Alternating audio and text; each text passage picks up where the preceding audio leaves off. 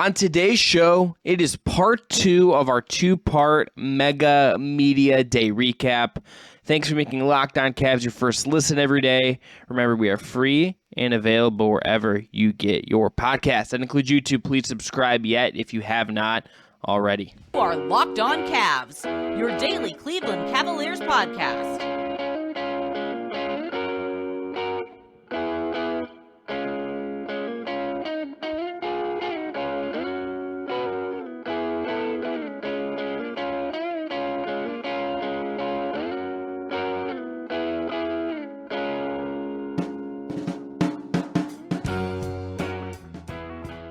All right, the music you heard on the way in is from our friends at Astro Radio. Check them out on Apple Music or Spotify. I'm Chris Manning, covering the Cavs and the NBA large for places like Diamond UPROXX and Estimations for the Sword. That man on the other side is Evan Dammarell, primarily at Meta's Right Down Euclid and FearTheSword.com. Evan, let's start part 2 of our Media Day recap looking at JB Bickerstaff and what he had to say. What I found most notable was that when he talked about scheme and was asked about what changes, what kind of changes based on what's going on from last year, not a whole lot is going to change on either side of the ball. No, that's true. But we also don't really have a clear indication of what he's looking for as the 5th member of his starting lineup. I know the Cavs will have media availability during training camp all throughout after their practices and everything, so hopefully we can get a little bit more insight on that. But for now, let's just assume the Cavs are playing big again this year. But I have some thoughts on this, obviously, but that's just kind of like my takeaway. So they kind of return back to the way it was. That means obviously no Larry Markkinen and maybe Evan Mobley. I wrote about this a little bit for Right Down Euclid. Like Evan Mobley mentioning he's going to be shooting more threes and initiating the offense. Maybe you play Mobley at the 3 and you start Kevin Love at the 4 and Jarrett Allen at the 5 and you will get funky with it that way. Or you start Dean Wade at the 3, who we will talk about in segment 2, who said something kind of interesting just in terms of his playability and everything else. But yeah, if the Cavs don't really change much schematically and just kind of play through attacking the paint and then playing from the inside then out, like that doesn't surprise me. I think you kind of don't want to rock the boat too much. You ain't trying to fix something that's not broken to begin with, and you just build upon the success of last season. Just make some tinkers and some improvements on things just to make it a little bit more seamless and sustainable for you for the whole entire season. When he says the scheme isn't going to change very much, I don't take it as much as they're going to keep playing big. What I take it as is that like what they did last year is like the foundation of what he believes his ethos is, what he believes they're going to do, and that is like the defense will have those very similar principles. It's going to be relying on the 2 bigs they have when both are on the floor, when one's on the floor. It's going to be revolved on guys fighting through screens, communication. And nothing super complex. It's going to be very much like fight, get over screens, make things hard for guys, and we're going to throw different looks at you. You know, we'll see that Evan Mobley playing at the top of the key zone. I'm sure we're going to see more of that this year. It would be a mistake not to. I think you're going to see a lot of that offensively. I think is where like I think I don't know if I totally can buy that like the scheme isn't going to change because Donovan Mitchell sort of means your scheme is going to change. But like so, okay, if it does, let's say it doesn't change robustly. Let's say it isn't like a total overhaul and like you're sort of mining these 2, what makes Mitchell great and what made you work last year and what you feel comfortable with as a coach and as based on your roster and all that stuff. I'm curious to see like what sort of comes in from last year. Is it like I would expect a lot of, Allen pick and roll. That's such an efficient option for them to keep going to. You're going to keep doing that, but what does that mean for Mobley? What does that mean for stuff? So what I think he is saying is that like, he feels like not only is like, do I take him at his word and say like the scheme is going to be kind of what it was last year and all that stuff. I also tend to think that like I think it is kind of clear he doesn't feel at least that they are starting, like last year it felt like he thinks they built something from the studs and built it from the ground up and had to build up to what they are. Now I think he feels like even with Mitchell coming in, even with Markkinen gone, Sexton gone, all that stuff, I think he thinks last year's a baseline. Let's like add to that scheme and add in layers and add in more to it. Yeah, I agree with that in that sense. Maybe I'm not reading too much into it. Just I'm saying things aren't going to change too much schematically until I can hear verbatim what he plans on doing at the three. I'm just going to assume the Cavs are going to play big again. And I was talking to a friend of the program, Greg Schwartz, about this a little bit. That if that means you start Dean Wade at the three, or if you start Evan Mobley at the three, whatever you want to do, that's fine. But I think the Cavs, to your point, need to be a little bit more dynamic, not so much static. I think they obviously have clear indicators of what did work last season, and they should build upon that success, but maybe come up with some new wrinkles. Maybe that is a three-guard lineup that features Mitchell, Garland, and Rubio on the floor together, or Mitchell, Okoro, and Garland together, or things like that, because Okoro is technically a shooting guard in the Cavs' eyes, at least. And there's ways they can go about it. There's just ways they can be creative. But like you said, they have a clear indication of things that do work for this team. They have a clear indication of what didn't work for this team last year. And I think now, because they have that core identity and that ethos of what has gotten them to this point at this in their respective NBA life, really gives them a runway to be creative and kind of maybe try some different things just during camp, during preseason, maybe even during the beginning of the season as well, because you don't need to go 82-0. You need to win about 50 or so games to probably make the Eastern Conference playoffs and maybe avoid the play-in tournament altogether. Like, that gives you a little bit of room for error as well to maybe experiment and try new things to see what does and doesn't work, and continue just kind of building upon this very interesting collection of young talent you've assembled thus far. Should also note, no tease, not much of anything on who is actually going to start at the three. If people, I think here's the thing I would say on top of what I think we say, which is correct about Bickerstaff. JB Bickerstaff is not going to be a coach who comes out and like explains what he's going to do to you. Most coaches don't do that. He isn't in particular going to like talk around this question. I think if you ask him basketball questions about like what happened, he can give you like a more answer. But like for instance, if he like doesn't, let's say like they don't stagger Mitchell and Garland as much as we think, I think it'd be a condition question to ask him, like, okay, like, you know, what goes into your thinking on this? How do you kind of approach this question? All that stuff. I think also just like, you're not going to get hit until he just like, we see you starts in preseason game one, we see you starts on opening night. It's like hard. You're not going to think extract necessarily a ton about his plans on some of this stuff. Mm-hmm. Is that fair? Yeah, I think that's fair. I think that's 100% fair. Okay. Anything else from Bickerstaff stand out to you? Culture stuff we talked about. We talked about Mitchell. You know, he already did that whole presser, so. Yeah, like I said in the first episode of this two-parter, him just kind of saying, like, hey, we haven't won anything yet. Like, a lot of folks are crowning the Cavs as preseason champions, off-season champions, rather, very much like the Browns in that regard. I saw Kendrick Perkins rank the Cavs as the best team in the Eastern Conference today.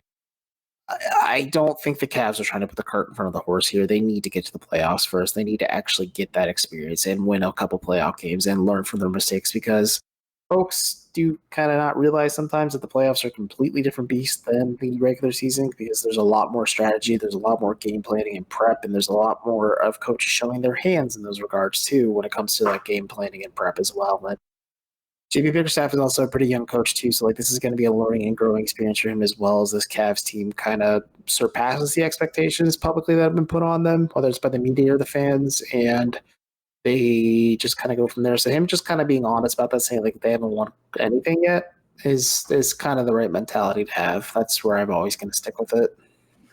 The one quote I will just throw on here before we're going to break is, quote, this is talking about Donovan Mitchell. We watched him when they were playing pickup, and you could hear his voice. We kind of have a quiet group of guys who choose their words very wisely. But he was there, he was vocal, he was communicating, and I think that's just something that's going to bring it out of the other guy. So I think immediately has an impact there. I think this is kind of a quiet group. Like, Garland's a pretty soft-spoken guy. Mobley is very soft-spoken. Allen is kind of soft-spoken. I think of Mitchell as sort of the more vocal of the group. I don't think that's a bad thing. I think that'll be. I think that's maybe. It seems like they kind of wanted that dynamic last year. and getting a veteran and getting someone to speak their mind. And I think like having a guy like Mitchell do some of that, I think it seems like that's something they've wanted. Okay, we're going to go into break. We're going to come back. We're going to talk about Dean Wade, who got an extension. We're going to break that down because we haven't had a chance to do that, and also talk about what Dean Wade had to say in his media availability. But first, I'm going to tell everyone about our friends at BetOnline. BetOnline is your number one source for your pro and college football betting needs and sports info this season. Find all of the latest football league developments, game matchup news, and podcasts, including this year's opening week games. BetOnline is also your continued source for your sports wagering information, including live betting, esports, and scores. It is the fastest and easiest way to check in on all your favorite sports and events, including MLB, the NBA, MMA, boxing, and golf. Head to the website today or use your mobile device to learn more about the trends in action. For instance, Evan Mobley is plus 1,600 to win Defensive Player of the Year. The Cavs over-under, meanwhile, is set at 46.5, and that went up after they got Donovan Mitchell. That is BetOnline. That is where the game starts. Check them out today for all of your sports betting interests, needs, anything you want. Find it at BetOnline. Okay, back here in Locked On Cavs. I'm Chris Manning. That is Evan Dammarell. Okay, Dean Wade. Evan, I talked to this a little bit on the Monday show, just in the little cold open, talking about Dean Wade before we had that great conversation with Andy Bailey. Go check out that episode if you have not already. But Dean Wade gets his extension. He'll be with the Cavs through the 25-26 season, 18 and change. $2 million or so of that is incentives. The rest of it is guaranteed.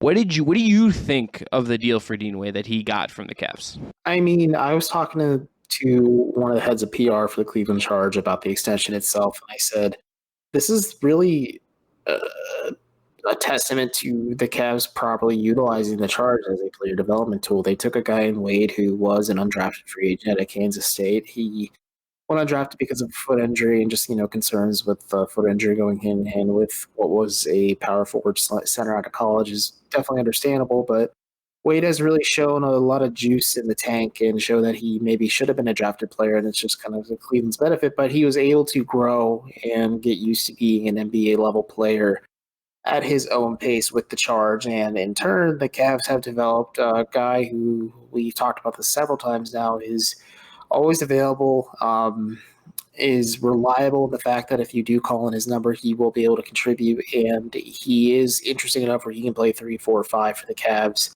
and also provide you three-point shooting, a little bit of defense, at least hustle on that end. I wrote about this in his Fear the Sword preview that he tries really hard on defense. He may not be the best player of any metrics, but you reward players like that. And the fact that he's only making $16.5 million, I believe, was reported, and that's guaranteed, and the rest are $2 million or so in escalator incentives as well. So it's a pretty good contract for a guy who is the back end of your rotation and is a guy who can be kind of quality depth in the event that you move on from Kevin Love or you move on from other pieces as well. And you can kind of slot him as either your third power forward or your third small forward or maybe your second power forward eventually if you believe he's capable of handling those duties. Yeah, it seems like in poking around about it and reading all the coverage, it seems very much like he's in the running to start at the 3. We'll see if that pans out that way, but it seems like he's in the running. But Evan, you pinged something when he did a little scrum. It was us, Kelsey Russo, Spencer Davies. Am I doing someone else there? I'm forgetting. Apologies if I did. Spencer German was there as well, I think. But you pinged something pretty quick when he basically said I have to he's like, I know there's going to be games where I play, and there's going to be other games where I don't play or don't play as much. And I think that to me was notable, and I think you were right to kind of ping that when he said it.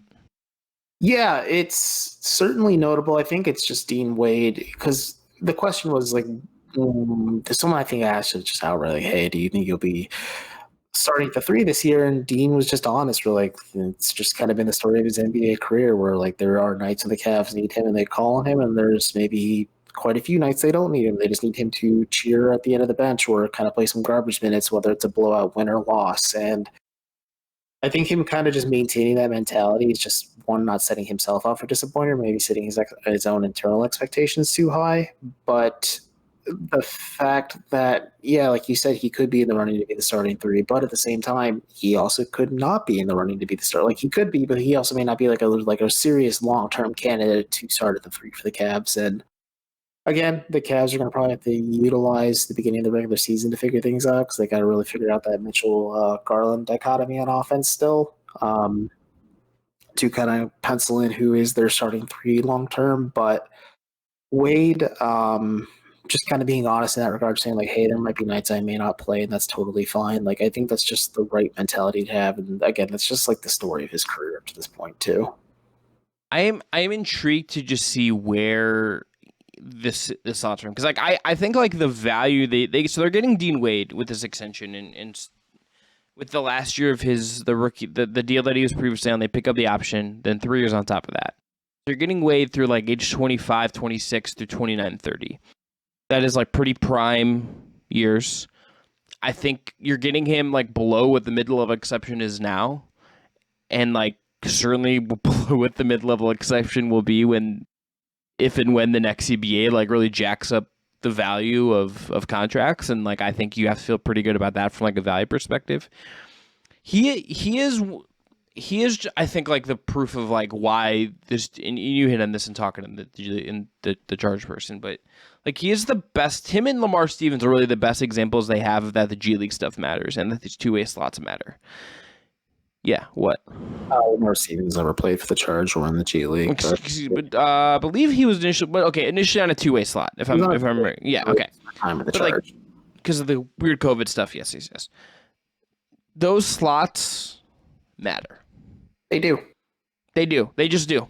That's why you see the Cavs developing Isaiah Mobley in that vein, because he could be your backup 4 or 5 long term as well, but he needs more room to grow and develop, kind of similar to Dean Wade, just the fact that he's a bit more of a seasoned collegiate player, or like RJ Nembhard, who has some intriguing upside, but some more obvious warts to his game that need to be ironed out. And like the Cavs retaining those dudes on those two-way contracts more or less just guarantees that they will stay in-house in that development ecosystem and sphere. And like Chris and I kind of talked about when I came to the 15th man roster spot level, let's say like Isaiah Mobley pops sooner than expected for the Charge, like utilizing enough that then you could just sign him to your 15th man spot at that point, then utilize that 2-way contract to then possibly develop like you're another Dean Wade type player or another Lamar Stevens type player.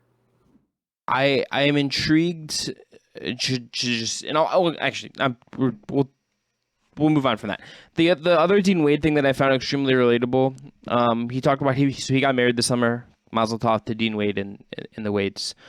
Hasn't had a chance to get his honeymoon yet, in part because he's had so many weddings to go to this summer. What a maybe the most relatable thing any Cavs player said at Media Day. Dude, my whole June was nothing but weddings. I got COVID because of a wedding in June. So I related to it so hard. I was just like, brother, speaking my language. Then he hasn't been on his honeymoon yet. He was asked where, and then he was like, well, we don't know where we're going to go yet, but hopefully outside of Kansas. And I'm like, Dean Wade, that's a good call, my brother. My brother, go see the world. Yeah, go see the world. Find out that there is actually oceans not in the world, not just in landlocked Kansas where there's a lake, or Northeast Ohio. Yes, I'm intrigued to see where this goes with Dean Wade. I think the extension makes sense. I'm curious to just see.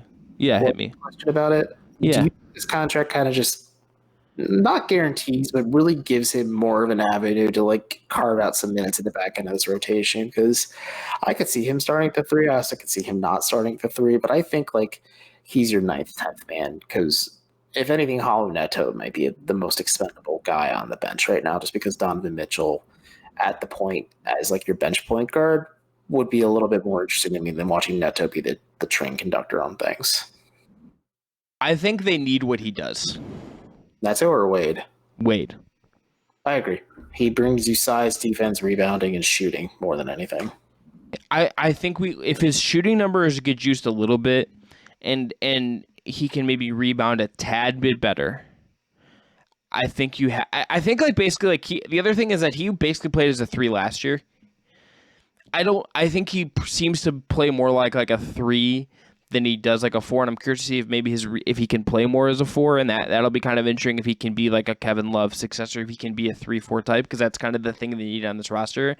I think it's clear that in some shape or form they do believe in him to give him that contract. Yes, it is like stackable in trades and things, but like they kind of, I think you don't just sign a contract straight. I think there's belief that Dean Wade can be a functional player for you, and I'm curious to see how he develops. Maybe given more consistent minutes, maybe earning a role in camp. But yeah, it's interesting like that he got, like, him and Lamar Stevens are in similar contract situations. He got the extension. Lamar hasn't gotten an extension yet. So take that for what it is. All right. After the break, we're going to cover a couple things in rapid fire, starting with Ricky Rubio wearing number 13, which was kind of weird, right after this. All right, back here in Lockdown Cavs. Evan, thumbs up, thumbs down on Ricky Rubio wearing 13. Did it look weird to you? It looked weird to me. It looked odd. It definitely looked odd. I don't know. I'm not the mentality. Like, it looked weird seeing freaking Jamarco Pickett wearing number 2 as well, like Colin Sexton. Oh, I didn't even see that. That's okay. Yeah, so I'm on the mentality. Well, you know how I feel about jersey numbers. I don't care. Yeah, it's where like you can honor and like have these jerseys numbers carry certain significance to you, but like obviously 23 is just like the true number that's out of circulation. But like, I don't know, Ricky Rubio, rock on, I guess, because 3 was unavailable, 1 wasn't really touchable, 9 was unavailable because of Dylan Windler. So you go with a number that's similar enough, I guess, to what you used to have, but we'll see. As long as Ricky Rubio's healthy and he's able to kind of just give a little bit of the juice he had last year, I could give a spit what number he's wearing out there. Yeah, also, it doesn't. He could have worn 99 like he did at the Pacers and been the first player since Boss Man to wear that number. Yeah, it doesn't matter what number he wears. It was just like I was just like, huh, that looks weird. Also, just news-wise with Ricky Rubio, the important thing is that he said that he does not exactly know when he is going to be able to return. He has not gotten back to full practicing yet. He is still going through like 1VO stuff, and he hasn't gotten back to full practicing with the team in any way, shape, or form. He seems sort of eager to come back, but it could be December, it could be February. Like, there's November. Like we will see when he comes back. He seemed eager, but I think the whole read on this from the get-go has been that they're going to take a lot of time to bring him back, slowly bring him back right. So we'll see when Rubio does play, but was asked a couple of times if he had a firm date, and he's like, no, I don't have a date for you. Which, yes, okay. He more or less said, I wish I could give you an answer. He's like, I wish I could be participating in camp, but like right now. He did say in terms of his rehab, like Chris said, he's on 1-on-0 situations. He's just trying to work on his conditioning, get back in proper like in-game shape, and then it's going to be a lot of rust, a lot of just kind of getting comfortable with his body physically again. And do not be surprised if you see him travel with the Cavs on certain road trips in like late December, early January if he starts to ramp up his production and he spends time with the Charge instead. Yes. Okay, another thing, Jarrett Allen was asked about Lauri Markkanen and then missing him at the 3 and just sort of what that all kind of looks like. I think this, Evan, relates well to what JB said about scheme, just because he basically described Markkanen's role as to fight in the perimeter and inside a little bit, but like not at the rim, basically saying like there's once you get to a certain point, that is my job, that is Evan Mobley's job to clean some of that up. Mm-hmm. He seemed pretty assured that him and Mobley are just going to be able to handle some of that. He wasn't saying like we're not going to miss Lowry, we're not going to miss having him. He's saying that like I think like we can handle this, and I think like that tracks to me. But it's interesting to see how it monitors and what that looks like with whatever the starting lineup looks like, whatever kind of bench unit is going to look like.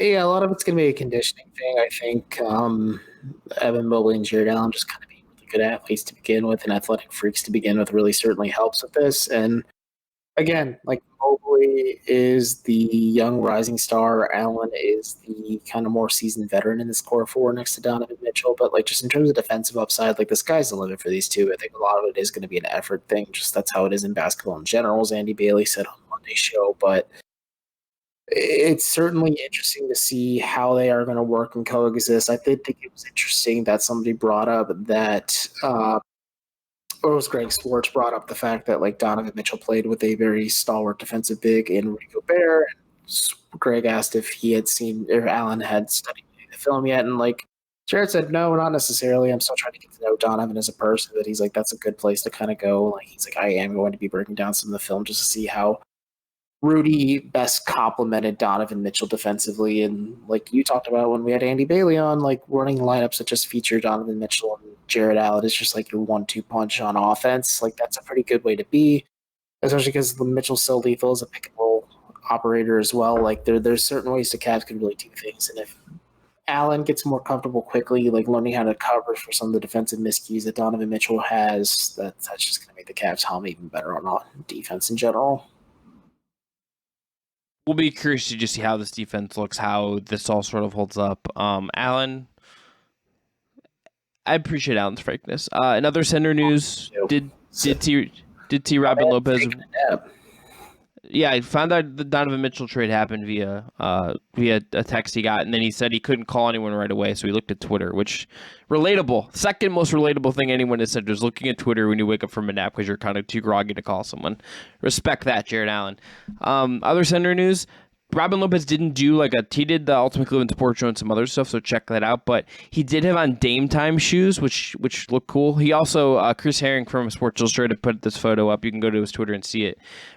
He was standing there when Robin Lopez did a photo shoot, and they asked him to do what he did, like a natural motion. So Robin Lopez went into like a box up, started boxing out someone as if there was someone behind him, which I just respect Robin Lopez just doing Robin Lopez things. That's to be really hard to visualize mentally. Like, do you just sit on an invisible chair in that sense then? And I look like you're like just surprised trying to fight for a rebound then, or what? Yeah, it's a good question. He just looked like he's having a good time. I really do want to pick his brain on the current state of the DC cinematic universe, though. How does he feel about the hierarchy of the DC universe changing? Yes, I have too much of The Rock's PR messaging seared into my head. Okay, and on this, Evan, we were in a little scrum with Dylan Windler. Did he strike you as more confident than we've maybe ever heard him?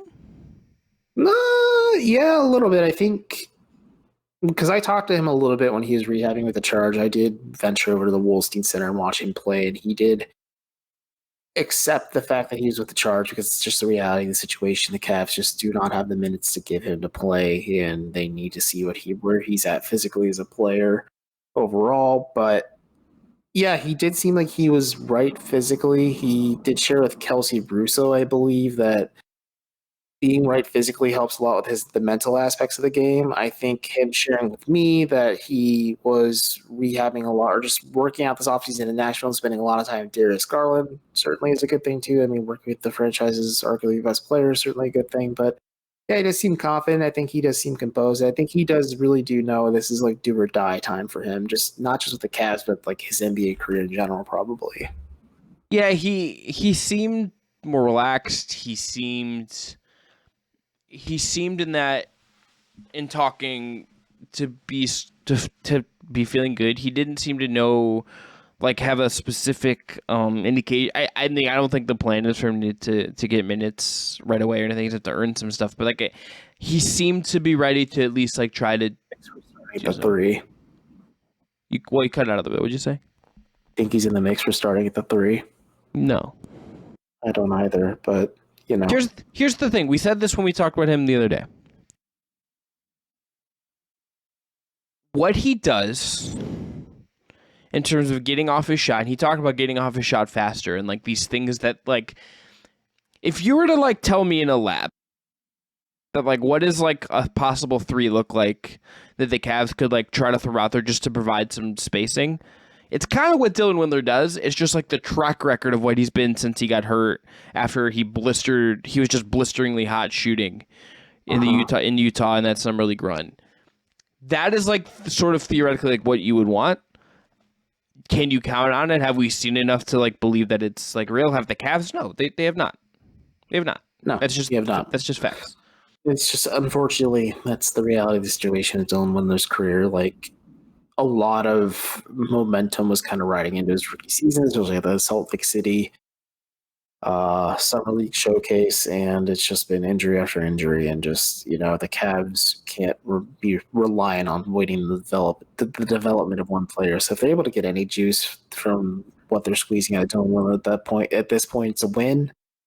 But I agree though that he does seem a little bit more poised and focused, and I think maybe just being finally like fully healthy to the point where like he's not rehabbing from an injury during the offseason or anything like that certainly does help pay off in the long run for you as a player, just at any level. All right, we're going to wrap it up there. We'll be back on Wednesday's show talking about the starting 3 position again, and specifically talking about what Karis LeVert had to say media today. There's still some more. We can talk about Kevin Love. We can talk about Karis LeVert. LeVert talking about like how defense are going to have to choose between him, Mitchell, and Garland, and like they'll have to choose who they're going to put their weakest defender on. And I'm like, Karis, they're going to put the weakest defender on you. That's how this is going to work, my guy. That's what's going to happen here. We'll talk about that and what his kind of function with those look like. I will put this out in the public now so I don't forget to do it. He gave a good answer about playing with 2 guard lineups before. First with Dinwiddie and D'Angelo, and then with Kyrie and Dinwiddie. I'm going to go pull the numbers on what he'd look like playing in those 2 guard lineups and maybe try to watch some film before we talk about that. So we'll circle back to Karis LeVert, maybe do his season preview and perform soon as well. I want to thank you again for making Locked On Cavs your first listen every day. This episode was produced by Jake Stevens, a real champ for just cranking out 2 and helping us make this show even better. Now for your great second listen, check out Locked On Fantasy Basketball. Josh Lloyd hosts the #1 daily fantasy basketball show on the planet. It's free and available wherever you get your podcasts. Again, I would be remiss to tell you to not go check out Locked On Browns, check out Locked On Guardians, check out the Ultimate Cleveland Sports Show. Get your whole Cleveland sports taste. Shouts to McNuggets. Shouts to Earl of Pearl. It's good to meet you both at Media Day. Until next time, I'm Chris. That's Evan. Be well.